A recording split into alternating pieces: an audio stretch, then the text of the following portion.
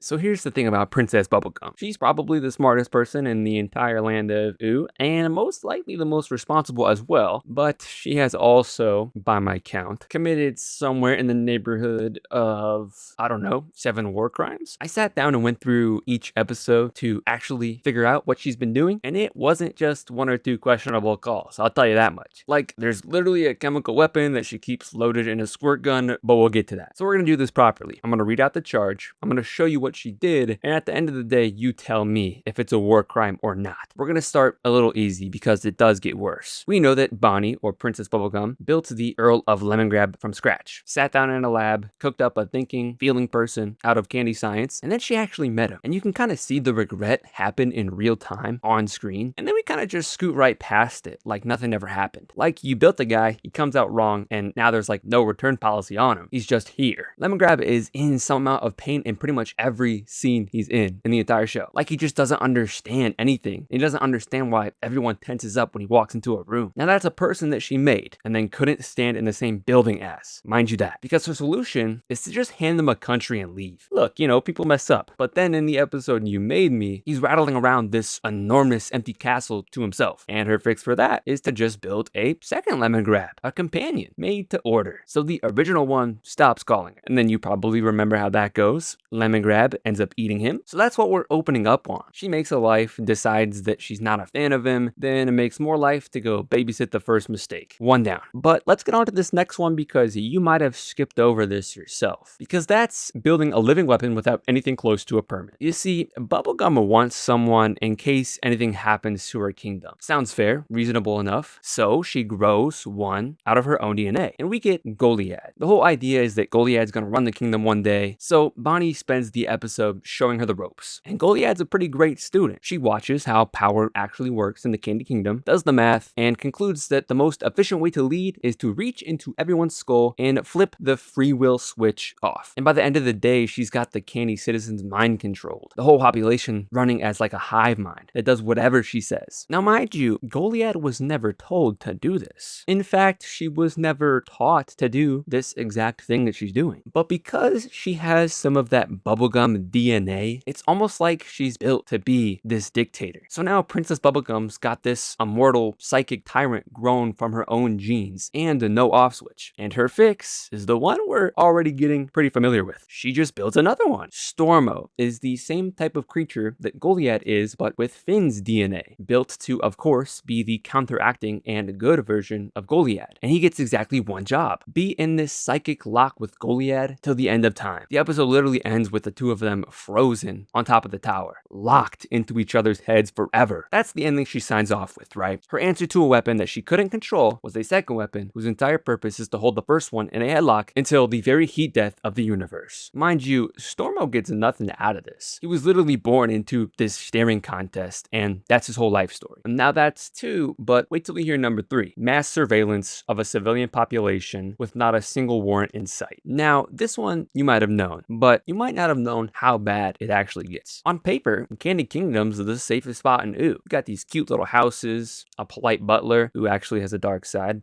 and just everyone minding their own business. But Princess Bubblegum can see all of it whenever she wants, anywhere. She's got cameras stashed all over the kingdom, all feeding back to this private room where she can sit and watch her citizens go about their lives. Mind you, not one candy person agreed to this, but she also has each of them chipped and can monitor their exact location and listen in to their very lives. Again, anytime she wants. And in her defense, you know, she says it's for their own good. But that doesn't make it any better, because yeah, she's technically right. You could even say that she engineered her candy citizens to purposely be dumber than her. If anything, that just makes it all the more creepier when you really think about it. And mind you, she doesn't even care. Like when Flame Princess catches her spying in the episode The Cooler, she literally could not care less. I would say that's pretty bad. But let's move on to number 4. Wrongful death. Plus, you know, weaponizing a resurrection on top of it. Now James, you might know him. He's kind of a normal candy guy. He's got a job, the whole deal. And Bonnie picks him specifically to come along on a sample run into the Desert of Wonder, riding shotgun next to Finn and Jake, who can actually handle themselves out there. James, however, cannot. He's literally a civilian who has no business on this trip. Of course, it goes sideways, and the oozers buried under the sand wake up and pin this transporter down. Then Bonnie quietly runs the numbers on every possible way out, and every plan dies on paper. So she goes with the one that she didn't tell anybody about. Now Finn offers to stay behind and hold the swarm off, but she literally knocks him out, Jake too, and then she turns to James. Now imagine being in that situation for a second. You just see the princess knock out two of the most qualified people to handle this situation, and then she turns directly towards you. And with Princess Bubblegum being so manipulative, James goes with it, thinking that this will make him a hero, but not before Princess Bubblegum can break off a chunk of his own head, so she'll have something to clone him from later. But then she drops him down the hatch onto the oozers, and he does buy the other three their way out, and he does die doing it. Now again, this is where it's like kind of on the fence, because she tells Finn that she brought James along because James was the one she could afford to lose, which if she can clone her citizens makes sense, but at the same time, that's a sentient life. But she does it. She clones James, tells him that he's a hero, and gives him a medal in front of the entire Candy Kingdom. The clone, mind you, gets told he's a hero, because of course, no one can ever tell him what he actually is. Now, that's pretty bad. Again, we're just tallying them up at this point. But this next one, you probably didn't even think about, but that's number 5, reckless endangerment of a minor. Now, from the very beginning of the show, we know that the Lich is the single most dangerous thing in this universe. He just wants to end all life everywhere. Like when he shows up, that's it, death. So what's Bubblegum's plan for handling that? You know, after he escapes. She's gotta send Finn the human, who at this point is a 12-year-old. With what we know about the show and the very early beginnings of it, can we really trust Jake to be Finn's parental guardian? I mean, at this point, sure, he's pretty mature, but not Lady Rainicorn and post-dad mature. He's still just Finn's best friend, and they go out on adventures all the time while Finn's this 12-year-old boy. So Princess Bubblegum is probably the next closest thing. And at this point, we know she's really smart. Let's be honest, she probably could have cooked up some sort of weapon, but no, she's got to send Finn. And because Finn just keeps on winning, she just keeps sending him over and over and over again, which is how you end up with a teenager hauling around way more trauma than he should have been given. I mean, that's his whole arc, is that Princess Bubblegum is literally sending him to do her dirty work, and over time, Finn interprets this as her interest in him, and that's what leads up to the whole Flame Princess arc. But speaking of Flame Princess, Princess Bubblegum did something pretty evil to her when she was just a kid. You see, Flame Princess spent her entire childhood in a cage. Her own dad locks her up when she's a little kid because there's a prophecy floating around that she'll grow up stronger than him and take his throne. So he removes the problem before it can even walk. Now, in the episode Burning Low, Princess Bubblegum sits Finn down and calmly explains, in sort of the exact tone that you used to,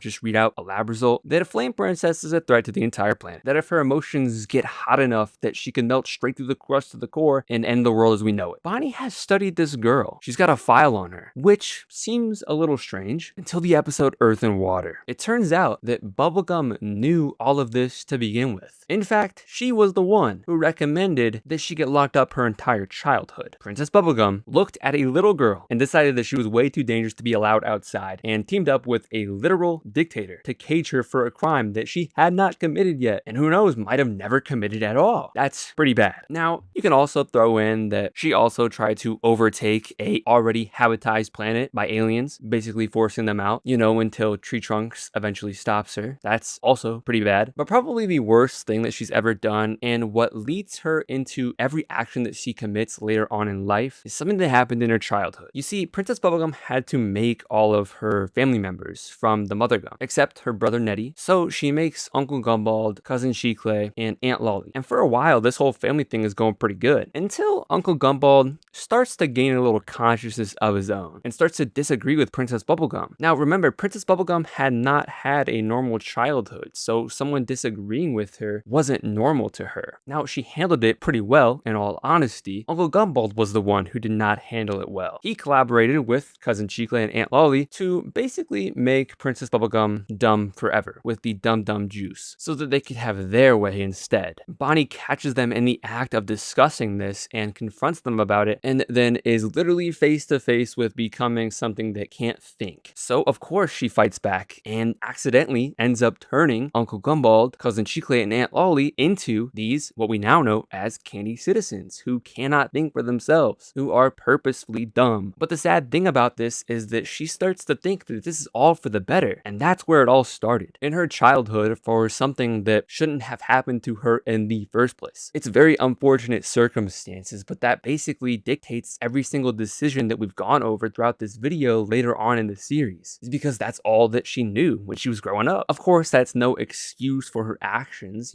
later in the series, but it brings up the moral question, is this really her fault? You can argue that it's not, you can argue that it is, but there were so many little things in the show that I didn't even mention, like the whole Rattleball situation, how they became too powerful and Princess Bubblegum pretty much had every one of them shut down until she was confronted by one, and then all of a sudden is like, nah, you're good now.